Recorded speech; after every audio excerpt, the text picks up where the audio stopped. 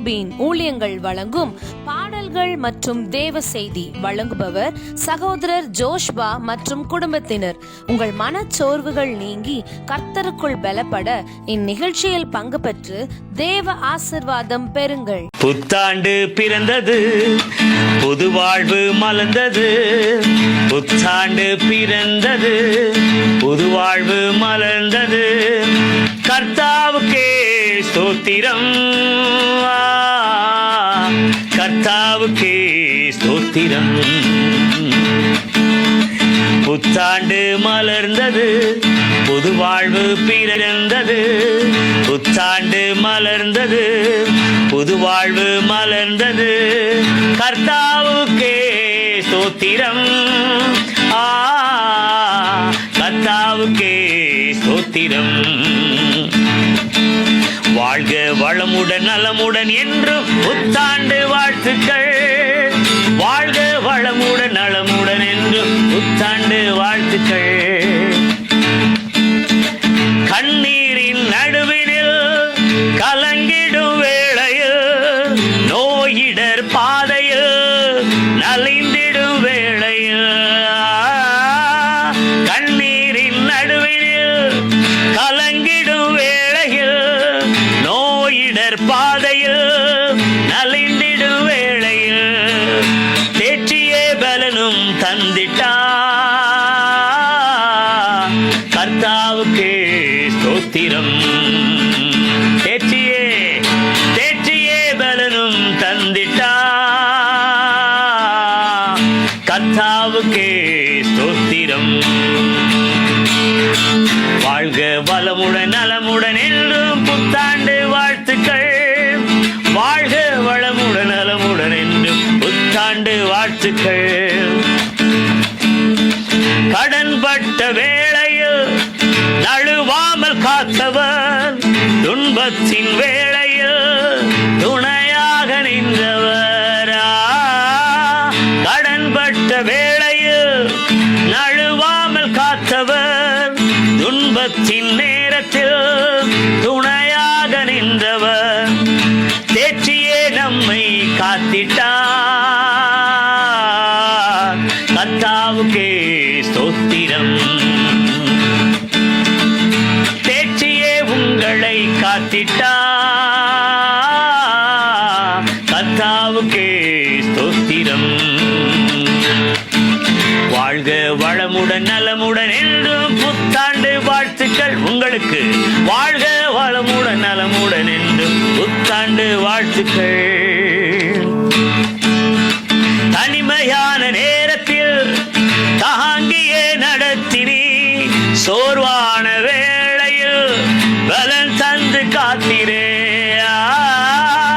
தனிமையான நேரத்தில் தாங்கியே நடத்தினீர், சோர்வான வேளையில் பலன் தந்து காத்திட்டே. தனிமையான நேரத்தில் தாங்கியே நடத்தினீர், சோர்வான வேளையில் பலன் தந்து காத்திட்டே. தேற்றியே பலனும் தந்திட்டா கர்த்தாவுக்கே ஸ்தோத்திரம். வாழ்க வாழ்க வளமுடன் நலமுடன் என்று புத்தாண்டு வாழ்த்துக்கள் உங்களுக்கு. வாழ்க வளமுடன் நலமுடன் என்று புத்தாண்டு வாழ்த்துக்கள். வாழ்க வளமுடன் நலமுடன் என்று புத்தாண்டு வாழ்த்துக்கள். வாழ்க வளமுடன் நலமுடன் என்று புத்தாண்டு வாழ்த்துக்கள். கண்ணீரின் நடுவினில் கலங்கிடும் வேளையில், நோயிடர் பாதையில் நலிந்திடும் வேளையில், கண்ணீரின் நடுவினில் கலங்கிடும் வேளையில், நோயிடர் பாதையில் நலிந்திடும் வேளையில், தேற்றியே பலனும் தந்திட்டா கர்த்தாவுக்கே ஸ்தோத்திரம். ஆமே, தேற்றியே உங்களை காத்திட்டா கர்த்தாவுக்கே ஸ்தோத்திரம். பக்கத்துல கரங்களை பிடிச்சி வாழ்க வளமுடன் நலமுடன் என்று புத்தாண்டு வாழ்த்துக்கள். வாழ்க வளமுடன் நலமுடன் என்று புத்தாண்டு வாழ்த்துக்கள். புத்தாண்டு பிறந்தது, புது வாழ்வு மலர்ந்தது. கர்த்தாவுக்கே ஸ்தோத்திரம், கர்த்தாவுக்கே ஸ்தோத்திரம். கரங்களை கொடுத்து வாழ்க வளமுடன் நலமுடன் என்று புத்தாண்டு வாழ்த்துகள். Happy new year. வாழ்க வளமுடன் நலமுடன் என்று புத்தாண்டு வாழ்த்துகள். Happy happy happy happy happy new year. Happy happy happy happy new year. Hallelujah. praise the Lord. ஆண்டவருடைய நாமம் மகிமைப்படுவதாக. அருமையான பாடலை கேட்டீங்க. கர்த்தர் உங்களை ஆசீர்வதிப்பாராக. இந்த நாளிலும் இந்த புதிய வருடத்திலே 2025 வருடத்திலே உங்களோடு நின்று பேசுவதற்கு கர்த்தர் செய்த உதவிக்காக நான் நன்றி செலுத்துகிறேன். ஆமேன். அது மாத்திரமல்லாமல் இந்த வருடம் முழுவதும் ஆண்டவர் உங்களை சுகபத்திரமாய் காத்து வழி நடத்தி புதிய ஆண்டை காண கிருபை செய்திருப்பார். ஆமேன். நிச்சயமாக இந்த புதிய வருடத்திலே நீங்கள் ஒரு பெரிய கேள்வியோடு இருப்பீங்க. கடந்த வருடம் முழுவதும் அநேக இழப்புகள், அநேக கவலைகளை நீங்கள் சந்தித்திருக்க கூடும், அநேக தடைகளை நீங்கள் எதிர்கொண்டு இருக்கக்கூடும். இந்த புதிய வருடம் நமக்கு என்னவாகுமோ என்று சொல்லி ஒரு கேள்வியோடு நீங்க இருந்திருப்பீங்க. நிச்சயமாக இருந்திருது. எனக்கும் வருகிற ஒரு கேள்விதான், இந்த புதிய வருடம் ஆண்டவர் நமக்கு என்ன செய்ய காத்து கொண்டிருக்கிறார் என்று சொல்லி ஒரு கேள்வி வருவதுண்டு.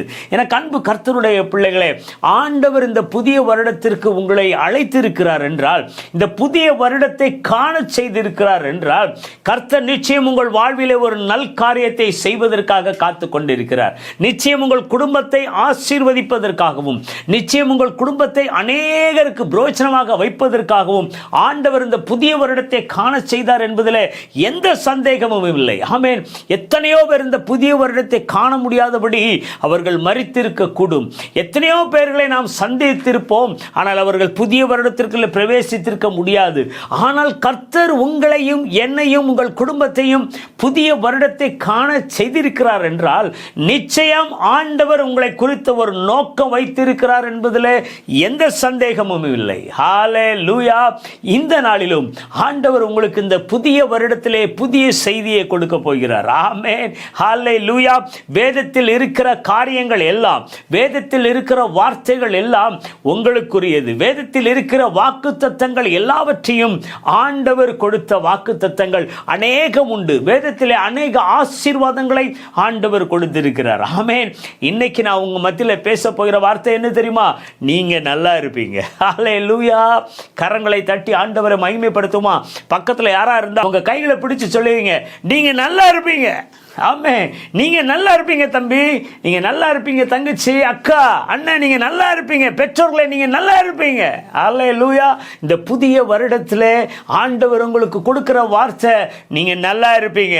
பிரதர், இது எங்க பிரதர் இருக்கு வேதாகமத்தில்? எங்களுக்கே தெரியாம இப்படி ஒரு வசனத்தை சொல்லுகிறீர்கள், இந்த வசனம் வேதத்தில் எங்க இருக்குன்னு ஒரு கேள்வி வருதுல்ல, எடுத்து வாசிங்க. நான் சொல்லலைங்க, ஆண்டவர் தான் சொல்றாரு, நீங்க நல்லா இருப்பீங்க. ஆதியாகமம் 12ஆம் அதிகாரம் வசனம் 2 வாசிங்க. நான் உன்னை பெரிய ஜாதியாக்கி உன்னை ஆசீர்வதித்து உன் பேரை பெருமைப்படுத்துவேன், நீ ஆசீர்வாதமாயிருப்பாய். ஆமென். கரங்களை தட்டி ஆண்டவரை மகிமைப்படுத்துமா? நீங்க நல்லா இருப்பீங்க. யாரை பார்த்து ஆண்டவர் சொல்லுகிறார்? ஆபிரகாமை பார்த்து ஆண்டவர் சொல்லுகிறார். எல்லாவற்றையும் வசனம் 1 வேற சொல்லி, கர்த்தர் ஆபிரகாமை பார்த்து, நீ உன் தேசத்தையும் உன் இனத்தையும் உன் தகப்பனுடைய வீட்டையும் விட்டு புறப்பட்டு நான் உனக்கு காண்பிக்கும் தேசத்துக்கு போ. எல்லாவற்றையும் விட்டுவிட்டு நான் சொல்லுகிற வழியிலே நீ வா, நான் சொல்லுகிற தேசத்திற்கு நீ போ என்று ஆபிரகாம் அழைத்தவுடன் ஆபிரகாம் எந்த விதமான மறுப்பும் தெரிவிக்காதபடி ஆண்டவர் சொன்ன வழியிலே நடந்து சென்றார் ஆபிரகாம். ஆமென். அந்த ஆபிரகாமை பார்த்துதான் ஆண்டவர் சொல்கிறார், உன்னை பெரிய ஜாதியாக்குவேன், உன் பேரை பெருமைப்படுத்துவேன், நான் உன்னை பெரிய ஜாதியாக்கி உன்னை ஆசீர்வதித்து உன் பேரை பெருமைப்படுத்துவேன், நீ ஆசீர்வாதமாயிருப்பாய். இன்னைக்கு உங்களை பார்த்துதான் ஆண்டவர் சொல்கிறார், இந்த புதிய வருடத்தில் கடந்த வருடத்திலே எத்தனையோ கண்ணீர் கவலைகளோடு நீங்கள் இருந்திருக்கிற கூடும், எத்தனையோ இழப்புகளை சந்தித்திருக்க கூடும், எத்தனையோ வியாதிகளை மேற்கொள்ளக்கூடும், எத்தனை பிஸ்னஸ்ல தோல்வியை பார்த்திருப்பீங்க, எத்தனையோ தடைகளை நீங்கள் சந்தித்திருத்து ஏன் ஆண்டவர் எனக்கு இப்படி ஒரு காரியத்தை செய்தார் என்று சலித்திருக்க கூடும். இந்த புதிய வருடம் எனக்கு எப்படி இருக்க போகிறது, என் வாழ்க்கையில் ஒரு மாற்றம் வருமா, என் பிஸ்னஸ்ல ஒரு மாற்றம் வருமா, என் மகளுக்கு ஒரு திருமணம் நடக்குமா, என்னுடைய வாழ்க்கையில ஒரு பெரிய எதிர்பார்ப்பு இருக்கிறது, என்னுடைய வேலையிலே ஒரு முன்னேற்றம் வருமா என்று சொல்லி அநேக காரியங்களை குறித்து நீங்கள் ஒரு கேள்வியோடு இருக்கிறீங்களா? ஆண்டவர் இன்னைக்கு உங்களை பார்த்து தான் சொல்றாரு, நீங்க நல்லா இருப்பீங்க, ஹல்லேலூயா, நீங்க நல்லா இருப்பீங்க என்று சொல்லி கர்த்தர் சொல்கிறார்.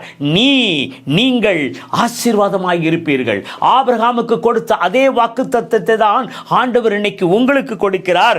நான் உங்களை பெரிய ஜாதியாக்கி உங்களை ஆசீர்வதித்து உங்கள் பெயரை இந்த சமுதாயத்திலே பெருமைப்படுத்துவேன். உங்கள் பெயரை உங்களுடைய சமுதாயத்திலே, நீங்க இருக்கிற குடும்பத்திலே, உங்களை ஏளனமாய் நினைத்தவர்கள் மத்தியிலே, தூஷித்தவருடைய மத்தியிலே உங்கள் பெயரை பெருமைப்படுத்த ஆண்டவர் காத்து கொண்டிருக்கிறார். ஆமென். உங்கள் குடும்பத்தில் ஒருவேளை நீங்க நலிவுற்று இருக்கிறீங்களா? ஏன் நம்ம இந்த பிறந்தோன்னு சொல்லி வேதனையோடு இருக்கிறீங்களா? இந்த குடும்பத்தில் நான் தாழ்ந்த குடும்பத்தில் இருக்கிறேன், நான் பலவீனமாய் இருக்கிறேன், பொருளாதாரத்தில் பலவீனமாய் இருக்கிறேன், உடல் ரீதியிலே பலவீனமாய் இருக்கிறேன், அநேகர் என்னை பார்த்து நிந்திக்கும் அளவுக்கு நான் நிந்தனையில் இருக்கிறேன் என்று சொல்லி நீங்க நினைக்கிறீங்களா? ஆண்டவர் உங்களை பார்த்து தான் சொல்றாரு, உங்கள் பெயரை பெருமைப்படுத்துவேன் என்று சொல்லி சமுதாயத்தில் உங்களை நான் ஆசீர்வதிப்பேன். எந்த குடும்பம் உங்களை தள்ளிவிட்டதோ அதே குடும்பத்தில் உங்களை நான் ஆசீர்வதித்து உங்கள் பெயரை நான் பெருமைப்படுத்துவேன் என்று சொல்லி. ஹல்லேலூயா. எனக்கு அன்பு கர்த்தருடைய பிள்ளைகளே, நாங்கள் எங்களுடைய வாழ்க்கை அப்படிதான் இருந்தது. ஆமென். ஒரு நாட்களே நலிவுற்ற நிலைமையில இருந்தோம், தாழ்ந்த நிலைமையில இருந்தோம், மற்றவர்கள் தூசிக்கின்ற நிலைமையிலே நாங்கள் வாழ்ந்து கொண்டிருக்கிறோம். ஒரு நேரம் குடிப்பதற்கு ஒரு டீ கூட இல்லாதபடி எங்களுடைய வாழ்க்கை ஓடியது. ஏன் வாழ்கிறோம் என்ற கேள்வியிலே வாழ்ந்து கொண்டிருக்கிறோம்.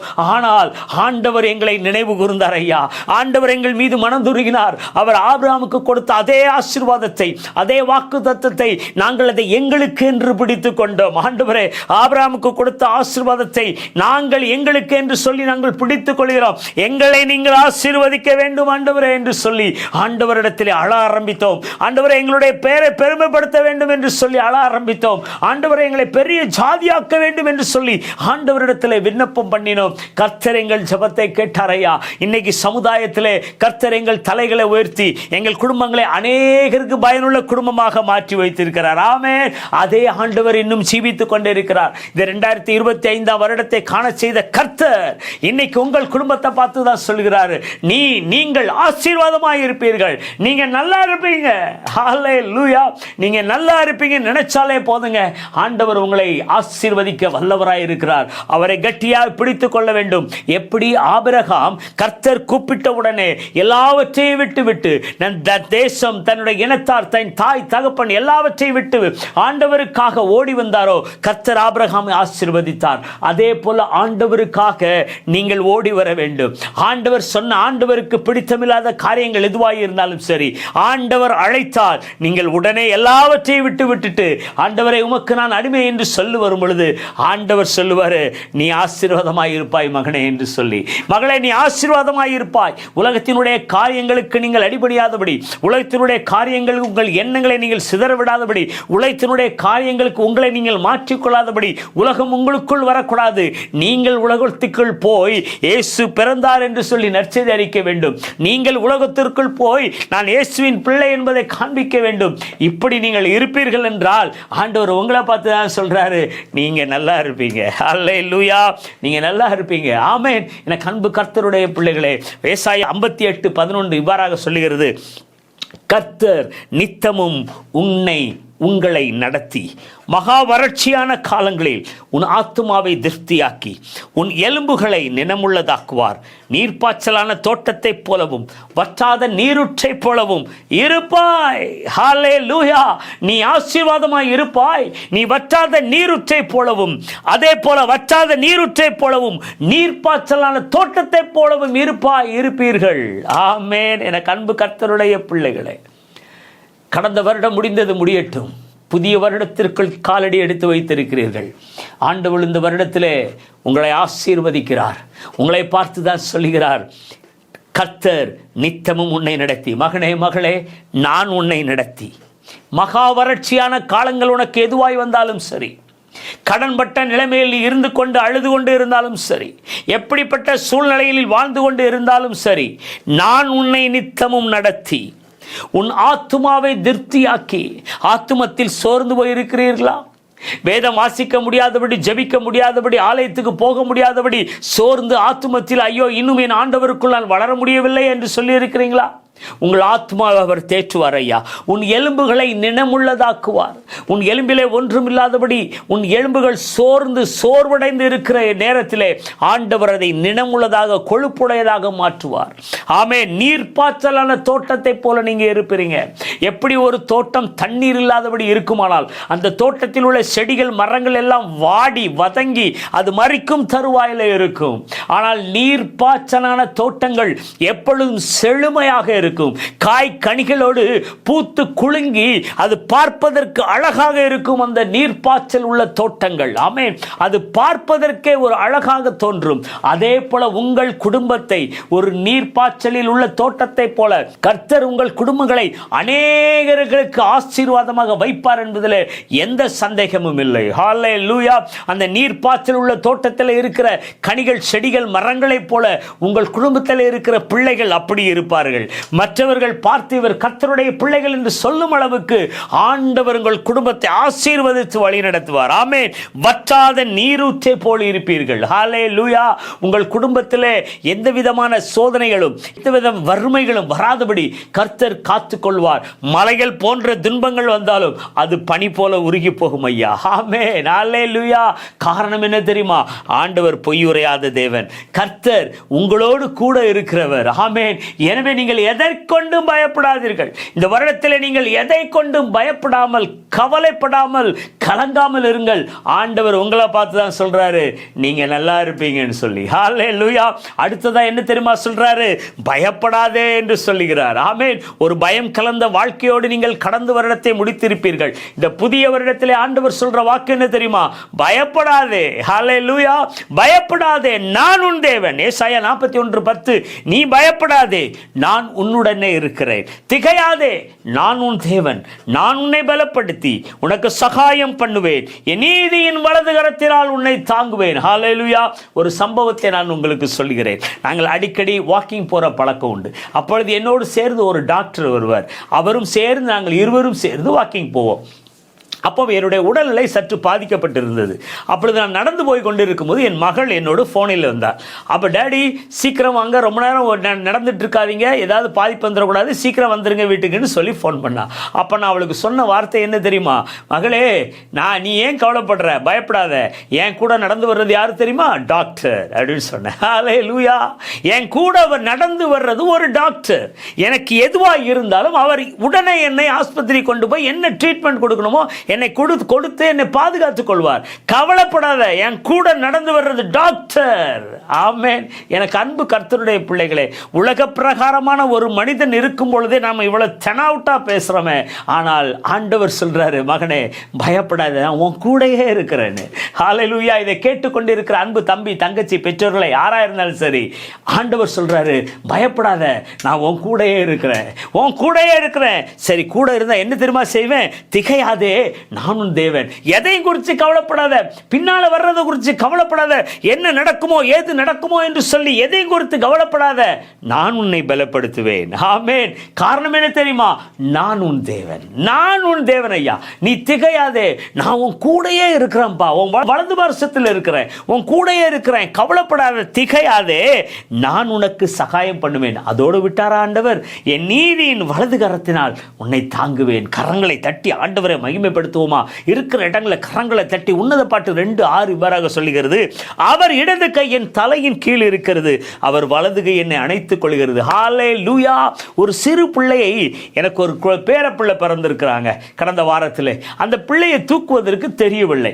அப்பொழுது என்னுடைய மனைவி சொன்னார்கள், இந்த இடது கையை அந்த மகனுடைய தலையின் கீழ் வைங்க, வலது கையை நீங்க மேல் கொண்டு அணைத்து பிடித்துக் கொள்ளுங்கள் என்று சொல்லி.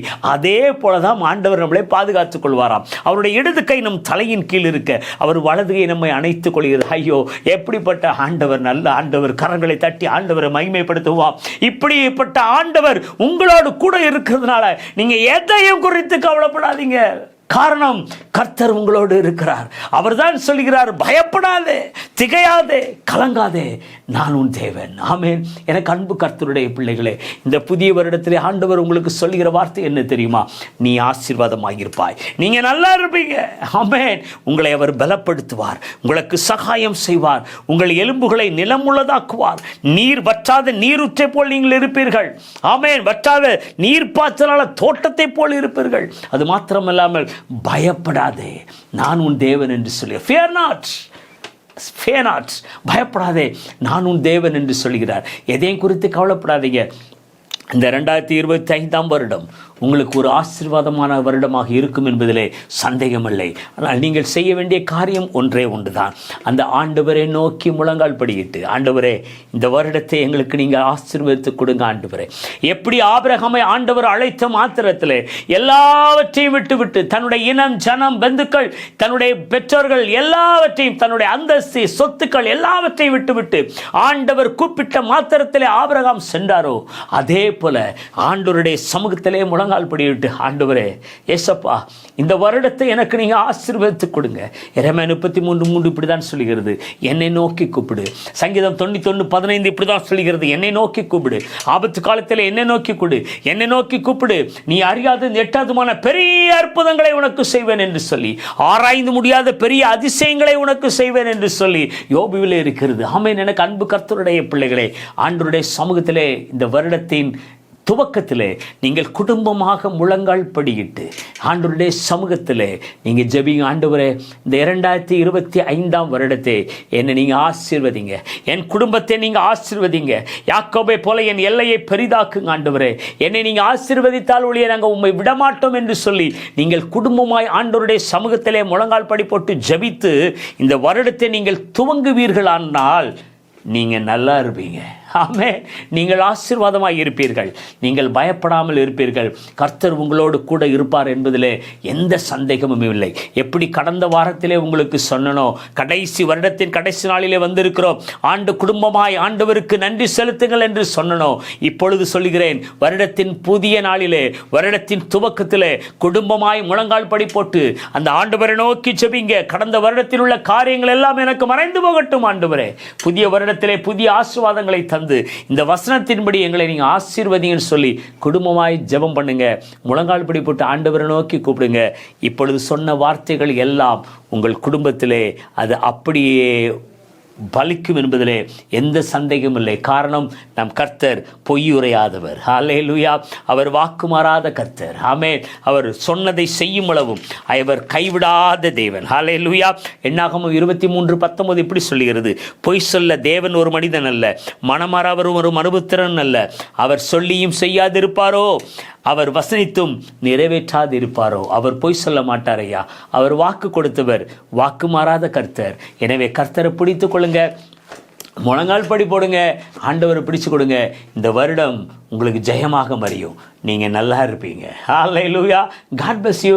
நிச்சயமாக அது உங்களுக்கு பிரோஜனமாக இருக்கும்னு நினைக்கிறேன். அனைவருக்கு இதை ஷேர் பண்ணுங்க. கர்த்தர் இந்த வருடம் முழுவதும் உங்களை ஆசீர்வதித்து வழிநடத்துவார். ஜெபிப்போம். ஆண்டவரே, அற்புதத்தின் தேவனை நீங்கள் அற்புதம் செய்யுங்க. கேட்கிற ஒவ்வொரு பிள்ளைகளையும் ஆசீர்வதிங்கப்பா. கடந்த வருடத்தை குறித்து ஆண்டவரே பலவித கேள்விகளோடு வந்திருப்பார்கள் இந்த புதிய வருடத்திற்குள். ஏசப்பா, அந்த புதிய வருடத்தில் நீங்கள் பிள்ளைகளை ஆசீர்வதிங்க ஆண்டவரே. கர்த்தாவே, அவன் செய்வதெல்லாம் வாய்த்தது என்று சொன்னது போல ஆண்டவரே, நீர் அவர்களோடு இருந்து அவர்கள் செய்கிற காரியங்களை நீர் வாய்க்க செய்வீராக ஆண்டவரே. ஏசப்பா, நீர் வேத வசனத்தில் சொன்னபடி உம்முடைய வாக்குத்தத்தத்தின்படி ஆண்டவரே அவர் நீதியின் வலது கரத்தை அவங்களை பிடிச்சு நடத்துங்க ஆண்டவரே. ஒரு குடும்பத்திலும் ஆண்டவரே ஆசீர்வாத குறைவில்லாதபடி ஏசப்பா நீங்க அவர்களை வழி நடத்துவீராக. பயப்படாத என்று சொன்னவர் ஒவ்வொரு குடும்பத்திலும் இருந்து பயப்படாமல் பிள்ளைகளை நீர் வழி நடத்துவீராக. ஆசீர்வதியும் ஆண்டவரே. இந்த வருடத்திலே கர்த்தர் எனக்கு அநேக அற்புதங்களை செய்தார் என்று சொல்லி அநேகருக்கு அவர்கள் சாட்சி சொல்ல மகிமைப்படுத்த கிருபை செய்யுங்க. எல்லாவற்றையும் ஒரு கருத்தில் தருகிறோம். பலப்படுத்தும், ஆசீர்வதியும். இயேசுவின் மூலம் வேண்டிக் கொள்கிற நல்ல பிதாவே, ஆமென். கர்த்தர் நல்லவர். God bless you. உங்கள் ஒவ்வொருவரையும் ஆண்டவர் ஆசீர்வதிப்பார். மீண்டும் சந்திப்போம். உங்களுக்காக ஜெபிக்கிறோம். ஜெபம் விண்ணப்பம் தேவைப்பட்டவர்கள் இந்த டிஸ்பிளேக்கான நம்பருக்கு நீங்கள் வாட்ஸ்அப்பில் அனுப்புங்க, இல்லை பேசுங்க. உங்களுக்காக ஜெபிக்கிறோம். கர்த்தர் விட்டுறாதீங்க. நீங்கள் நல்லா இருப்பீங்க. God bless you. தொடர்புக்கு 9719943354 மற்றும் 9443186521. மேலும் தொடர்புக்கு நம்பர் 12 ஜெபமாளிகை தெரு, பாளையங்கோட்டை, திருநெல்வேலி மாவட்டம். மாலை 8:30 மணி அளவில் ஜீவன் காஸ்பல் டிவி மற்றும் அதன் யூடியூப் சேனலிலும் செருபம் மினிஸ்ட்ரீஸ் யூடியூப் சேனலிலும் கண்டு தேவ ஆசீர்வாதம் பெறுங்கள்.